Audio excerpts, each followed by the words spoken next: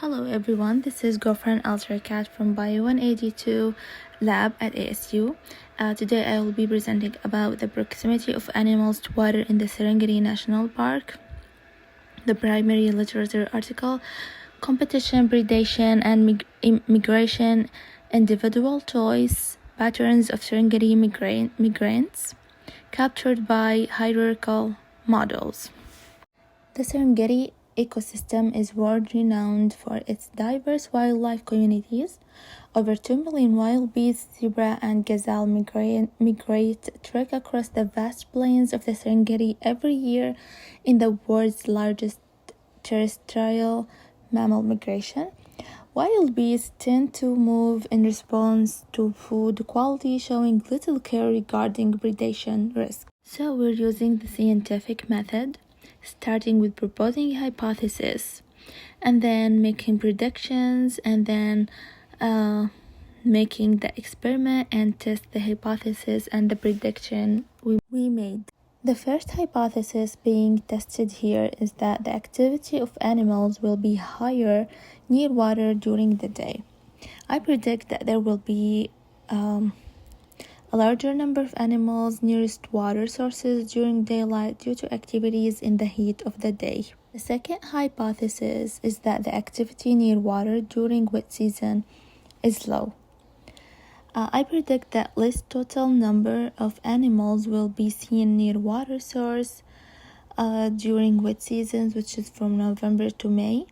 With abundance of water, traveling to water holes is not as beneficial for these animals. The materials and methods we've been using to test this hypothesis is that we were provided a jump file that has data being observed and recorded, so we can test our hypothesis and predictions. We set the variables for the x-axis and the y-axis with the time of the day or the months we are testing animals' activity during them. For the first part of the results, we got a graph showing the relationship between the number of animals and the distance to river in meters during daytime at 12 p.m. This shows when the distance from river was around 100 meters, there were more than 50 animals.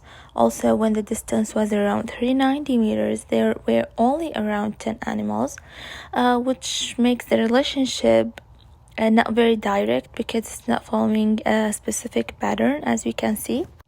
The second part of the result showing the graph of the number of animals and the distance traversed from November 2012 to May 2013, which they are the wet seasons in the Serengeti National Park. The graph is not really showing a direct relationship because it's not following a specific pattern. For example, as we can see, at 3 meters from the river, there were 0 animals. And on the other hand, there were 10 animals on 10 meters. Also, at 150 meters, there were 7 to 9 animals, which is very random. The first graph supported the first hypothesis by showing that there were more animals near the river during daylight at 12 p.m. At about 100 meters, there were more than 50 animals. Also, at about 39 meters, there were only around 10 animals. The relationship is not very direct because it's not following a specific pattern, but it's somewhat supporting the prediction being made, which was that there will be a larger number of animals nearest water sources during daylight due to the activity in the heat of the day. The second hypothesis was not supported because the graph did not really show any specific relationship between numbers of animals and the distance from river during the wet seasons, which was very random. Herbivores should be more distributed over a wide range of water in wet seasons compared to the dry seasons, Joseph Ogoto said. It was a random relationship. For example, as it is shown in the graph At 300 meters from the river, there were 0 animals. On the other hand, there were 10 animals on 300 meters. Also, at 150 meters, there were 7 to 9 animals. And this shows that the prediction of the less total numbers of animals will be seen near water sources during wet season. And finally, here's the reference page.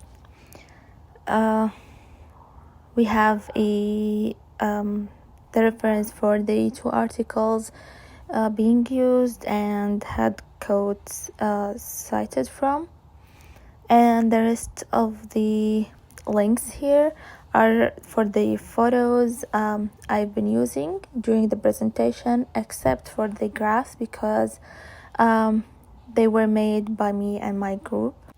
And that's all. Thank you for listening.